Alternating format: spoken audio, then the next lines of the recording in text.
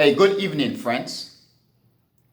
Today is Thursday, August the 1st, 2024, and the time now is 7:30 p.m.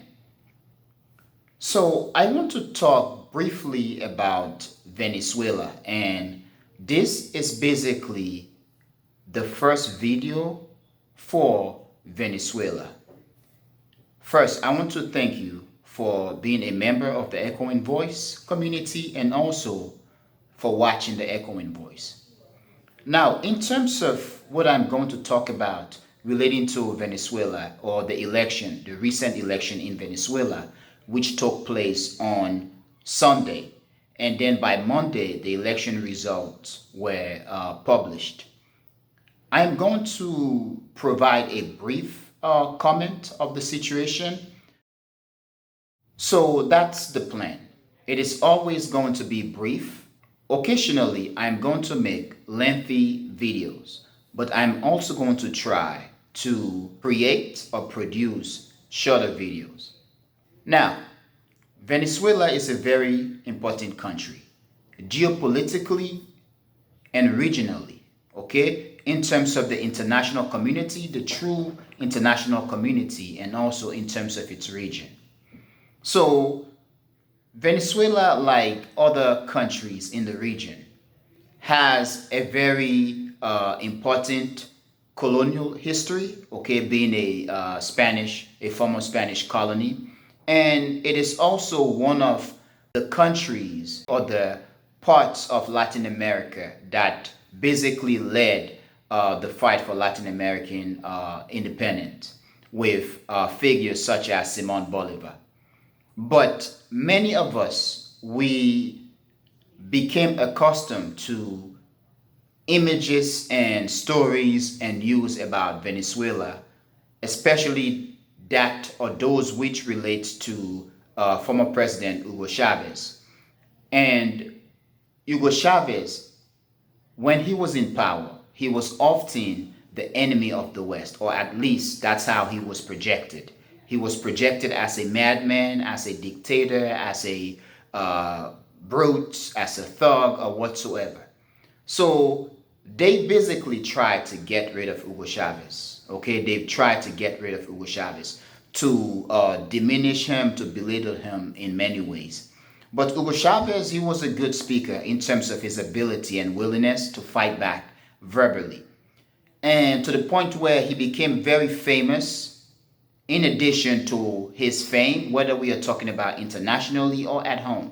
Because at home in Venezuela, he was also known as a man of the people, at least by what they say, the downtrodden or whatever. But there was one incident when he spoke at the United Nations General Assembly when he called George Bush the devil, and he spoke that the devil was just here, okay, according to Chavez, and that the place smells of sulfur, and then he signed of the cross.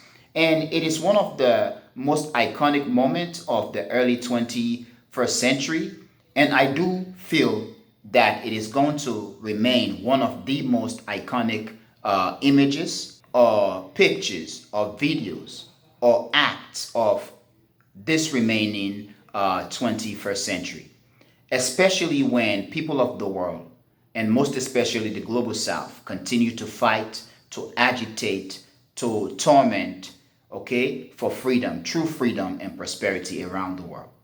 So finally, Hugo Chavez passed, okay, and then Maduro actually came to power. Now, Maduro, they've been fighting Maduro so much, and in the West, they've been trying to get rid of him. Yes, Maduro had won 2 elections.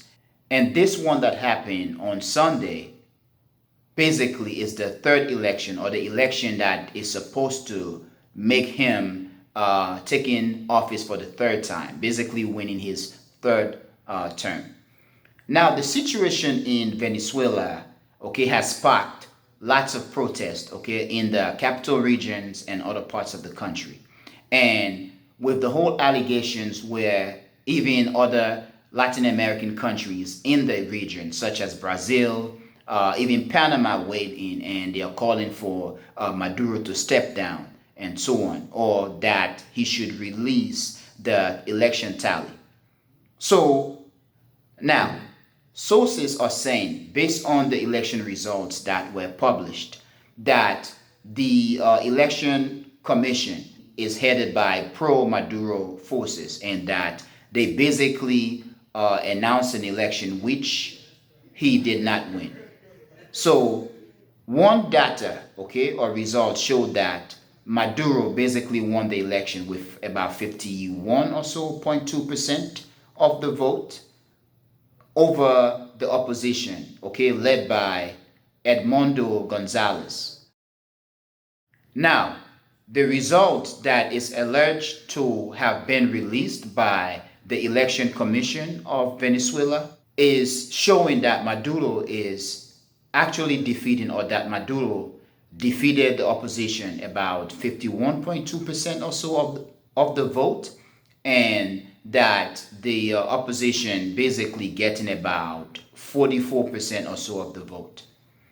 But now the opposition is saying that it basically was able to make tally of about 30% of the election booth, okay, throughout the country.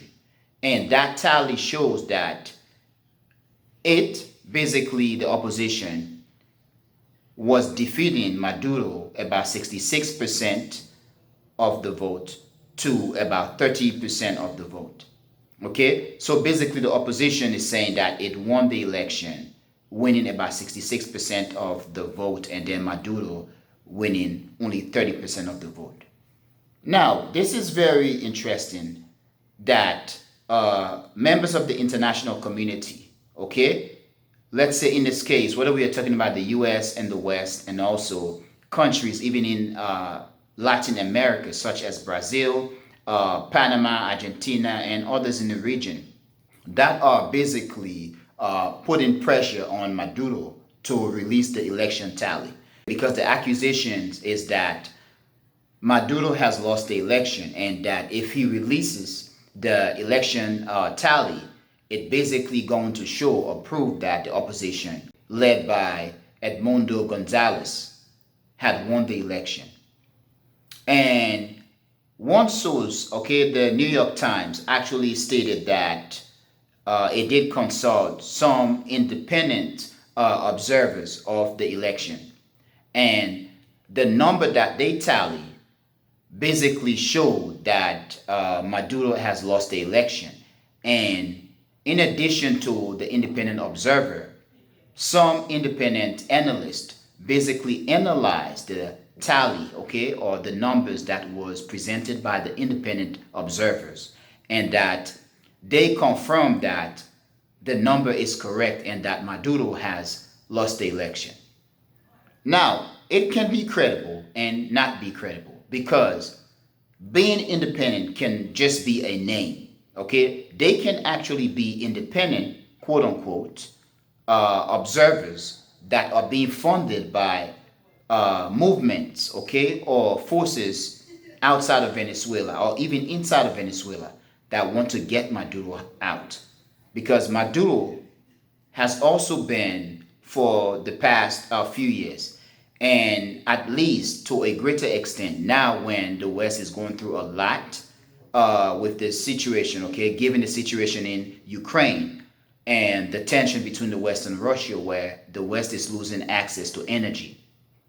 Getting rid of Maduro actually is a must for the West. It does make sense. So just because independent, quote unquote, independent observers are saying that he lost, doesn't necessarily means credibility, because those same independent observers can actually be biased in various ways. But my concern here is, if Maduro actually lost the election, perhaps he should go peacefully, okay, and swallow his pride, maybe even come another time, which could also be impossible. Because what is at stake is the peace and prosperity of his country and his people. And as much as he is criticized in the West, to many in Venezuela, and especially others around the world, he is a hero, especially given the tension in the world and the grievances of those in the global South. countries and forces and institutions in the global south. So if he lost the election and knows that he lost the election, perhaps he should leave peacefully. But then one accusation that is being thrown out there is that the election commission, okay, or center is a pro-Maduro group, and that they basically are stealing the election or had stolen the election from Maduro. There is no evidence for that, especially in a world where countries and institutions throw stones because of their policy to basically eliminate one another. Because this can also be an information war against Maduro as a means to excite the people to agitate against him, force him out, and to bring Edmundo Gonzalez in. Now, I'm reading some rhetoric that are being used, such as unifying the free world, uniting the free world to oppose Maduro. Venezuelan people want peace, they want freedom and all that good stuff, that good talk. And that actually makes me suspicious because time after time and after time again, when we hear such rhetoric or statement, okay, of freedom and the free world and all this good talk, it is often led by the West, and the echo chamber is forces in the various countries that the West is basically using to achieve its aim, okay, or its means or whatever. So perhaps it could be the case. However, the people of Venezuela, the police and military of Venezuela, Maduro and the opposition force or forces, as much as they do have grievances, they have to be very careful to the point where they do not let their country get used, okay, to be destabilized and destroyed. Because Venezuela is one such country in South America or in Latin America that could be destroyed. And if that happened, it is going to be problematic for the entire region. So both forces, President Maduro and the Maduro supporters, and the opposition force or forces, speaking of Edmundo Gonzalez and those who support him, need to work this out, okay, peacefully. This basically means that whether they do have credible evidence or evidences or statements or resources to basically support their argument, okay, or their dispute, they should do so peacefully. However, they must be very careful to not let their country be sucked into the global tension that is happening. We are seeing what happened to Ukraine, okay, where the West basically, in their plan, okay, to destroy Russia, they basically used Ukraine, and today Ukraine is being destroyed, okay, rapidly. And as of now, it is much more terrible for Ukraine in that you have the situation going on in the Middle East, okay, which has taken another turn that could be worse, and it is basically spiraling out of control. And in the United States, we have destabilization or destability in terms of the election nonsense that is happening. So everybody is caught up in the fog of nonsense, okay, fog of misinformation warfare. With that, Venezuela doesn't want to fall victim, okay, to the things that is happening in geopolitics. Because if that happens, it is going to be a catastrophe for the Venezuelan people, the government, and the country in general. Because I believe that Venezuela is one country in Latin America and in the global south that could be destabilized, dismantled, or destroyed completely. It is one such country that geopolitically, it is very important for forces out there that want to be dominant in geopolitics. Regionally, it is a strategic location. In terms of resource, it is strategic and important. So perhaps we could have something much dangerous in Venezuela, which is not going to work in the favor of the people, the country, Maduro or Mr. Gonzalez. And I'm sure many in the international community are hoping that the situation doesn't spiral out of control. Because the people of Venezuela, or at least since the death of Hugo Chavez and since the West, okay, begin to come at Maduro rapidly, and that was also the case under Trump. We've seen lots of nonsense in Venezuela, destabilization campaign, and the people of Venezuela had suffered. And at least this is one opportunity for them to change that situation. But in terms of the whole democracy talks out there, my question then is, does it matter? Having democracy or not, does it matter? The most important thing here is, are the people of Venezuela eating?